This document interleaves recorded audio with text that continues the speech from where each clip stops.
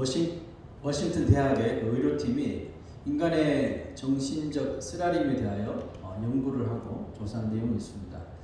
그들은 인간의 삶에서 오는 그 여러 가지 그 쓰라림을 측정하여 그 스트레스 지수를 발표했습니다. 그것이 무엇인지 살펴보니까 첫째가 배우자, 그 다음에 자녀, 그다음에 죽음, 뭐 이혼, 사업, 실직, 뭐 임신, 집, 이사, 뭐 이런 순이었습니다.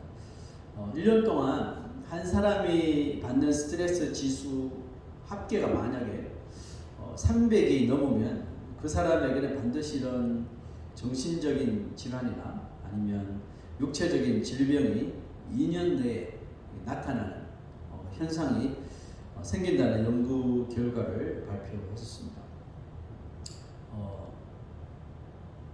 우리 건강한 교회도 다양한 세대가 있지만 누구나 경험하게 되는 것이 바로 인생을 고달프게 만드는 각종 그런 쓰라림, 스트레스라고 말할 수 있겠죠. 성경 인물 가운데도 이렇게 인생의 그 쓰라림, 고난, 스트레스를 많이 받은 사람들이 있습니다. 그 중에 사울 왕이 있습니다. 사울 왕은 백성들이 자신보다 다윗이 더 위대하다는 그 말에 위대하다고 말하는 것도 아니에요. 그런데 그 말에 오해를 해가지고 질투심이 생기고 그것이 분노심으로 발전해서 급기야 아주 정신질환으로 번지는 것을 봅니다.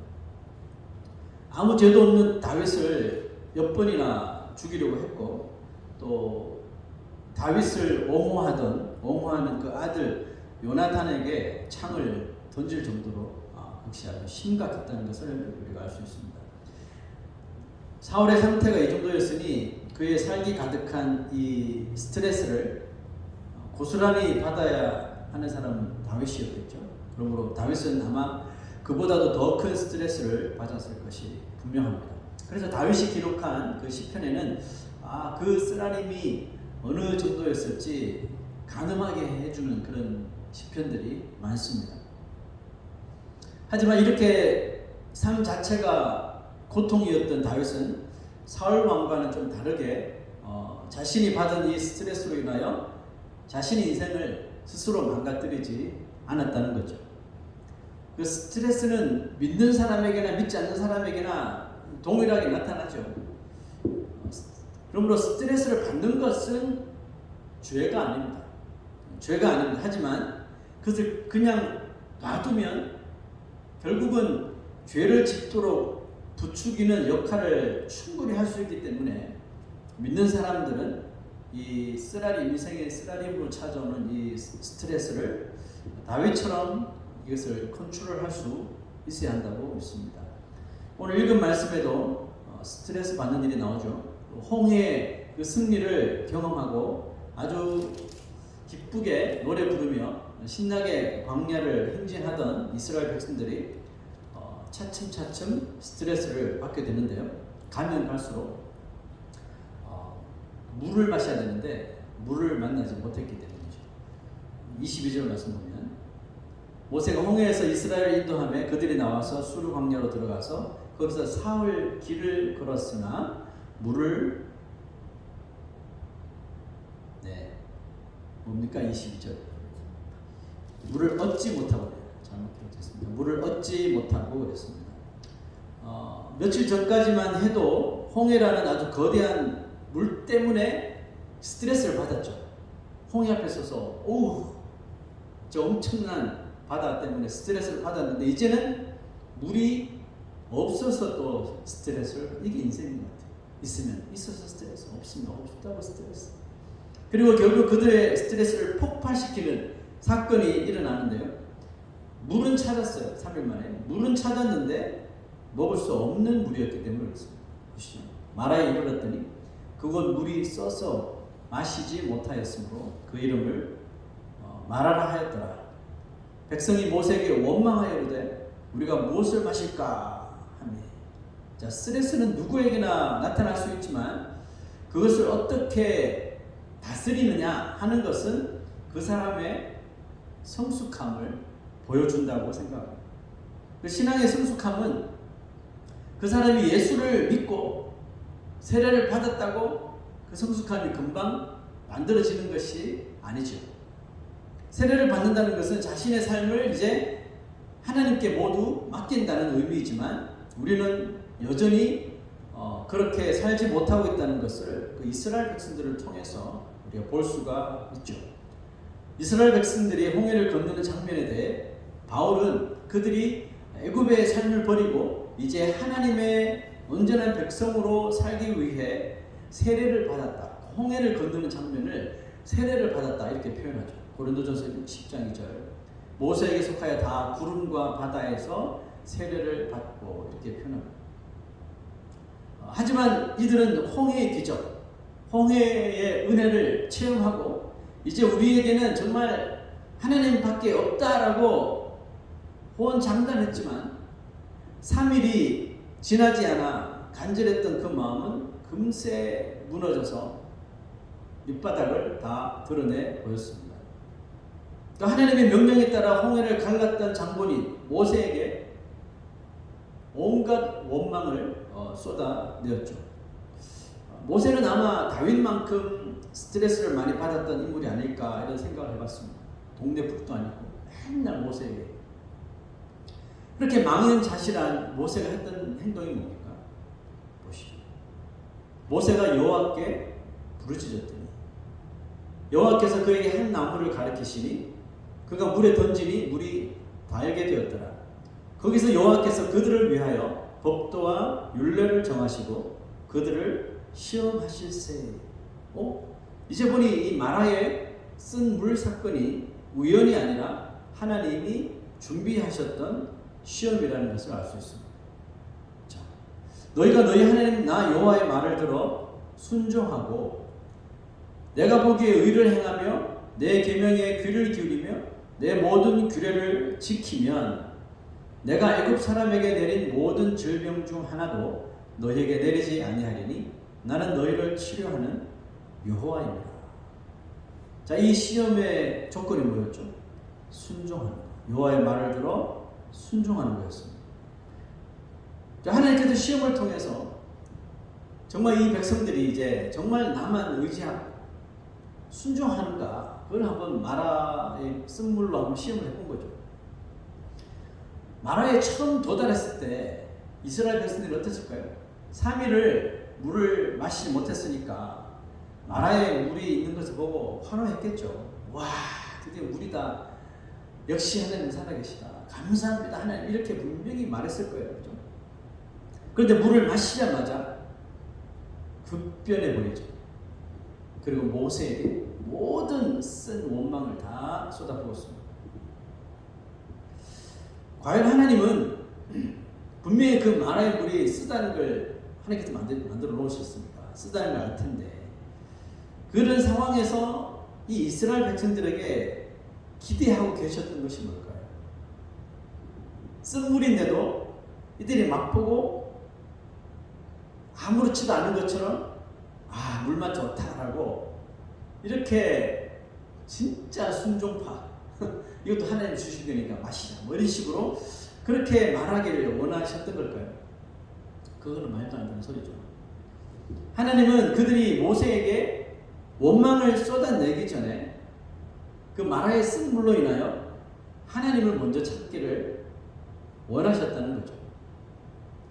너무나 이게 간단한 일처럼 보이는데 하지만 그들은 아직 그렇게 하지 못했던 것을 봤을 적에 훈련이 되지 않았다는 것을 볼 수 있습니다.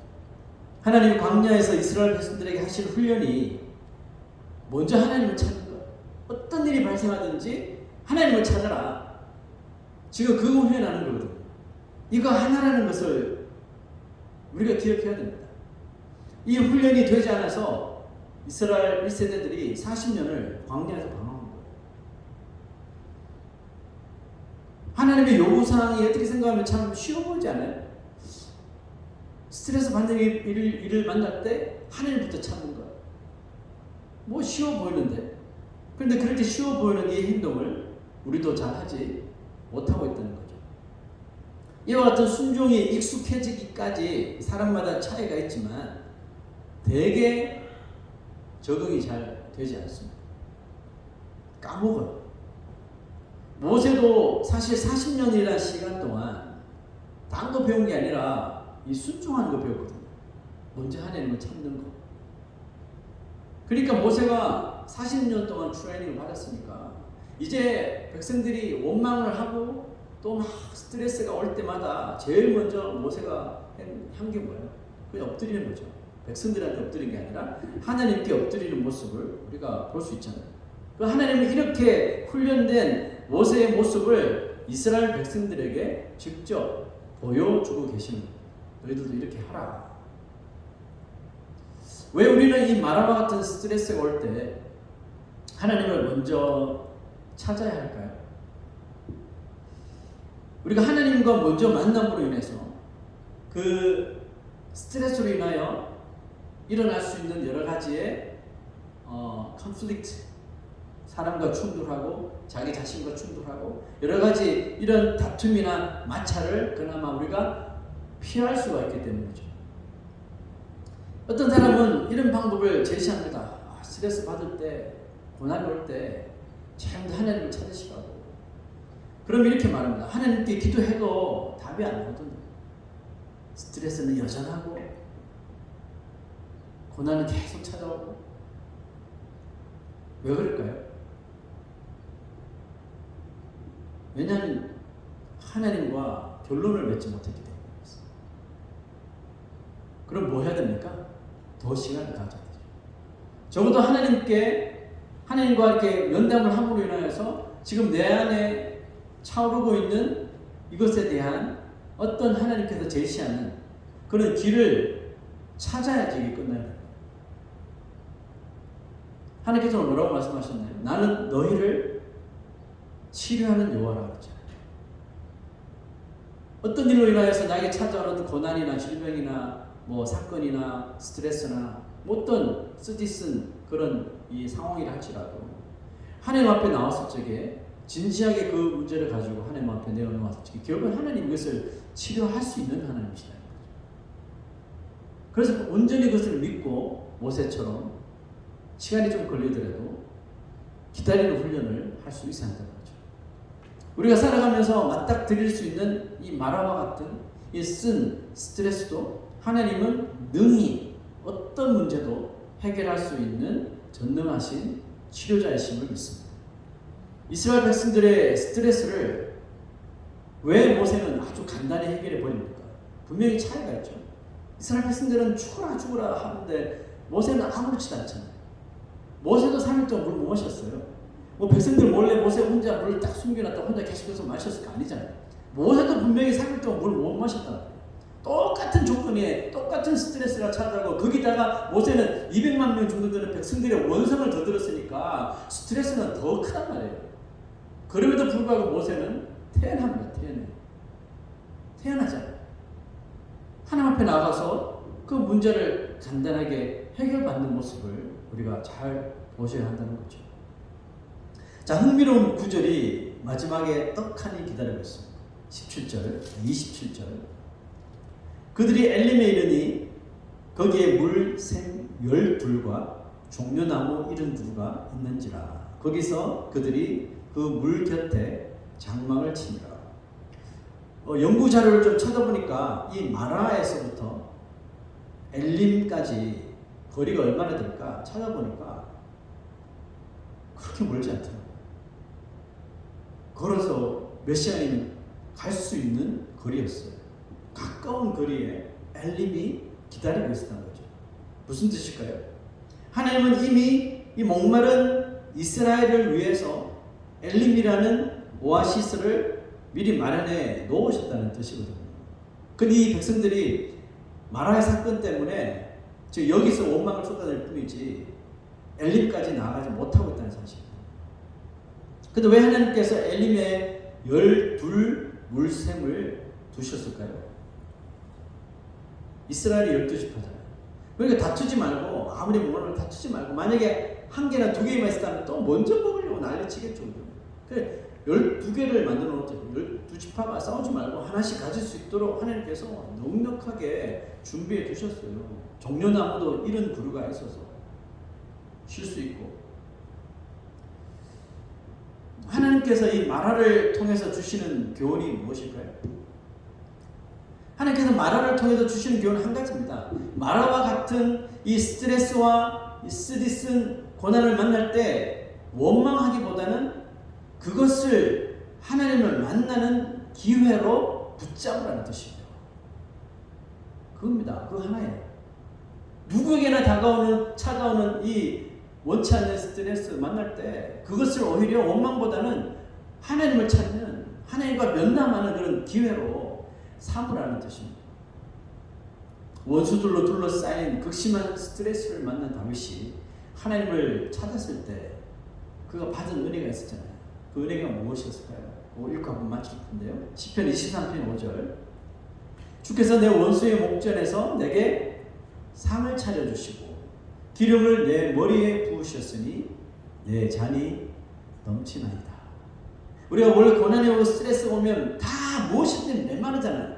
또 메마르게 보이고 깡그리 메말라서 정말 죽을 것 같은 그런 상황을 우리가 항상 맞이하는데 이 다윗을 보세요. 원수의 목전에서 내게 상을 차려주시고 기름을 내 머리에 부으셨으니 내 잔이 넘치나이다 라고 고백합니다.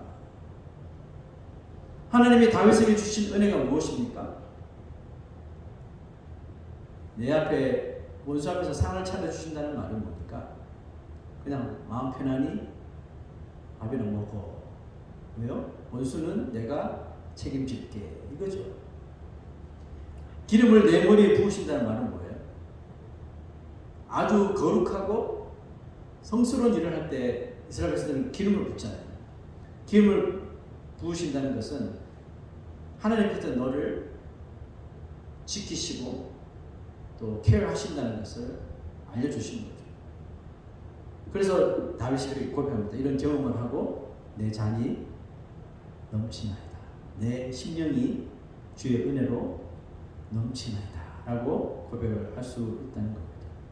마라와 같은 쓴 고난과 스트레스를 하나님을 만나는 기회로 우리가 그것의 기회를 붙잡는다면, 그래서 우리가 그 기회로 삼는다면 아마 그 사람에게 또 우리에게도 다윗이 경험한 내 잔이 넘치나이다 라고 하는 그 은혜가 또 평안이 똑같이 부어지시기를 주의 이름으로 축원합니다. 네. 우리 헌신의 찬송 함께 부르겠습니다. 주님 손에 맡겨드립니다.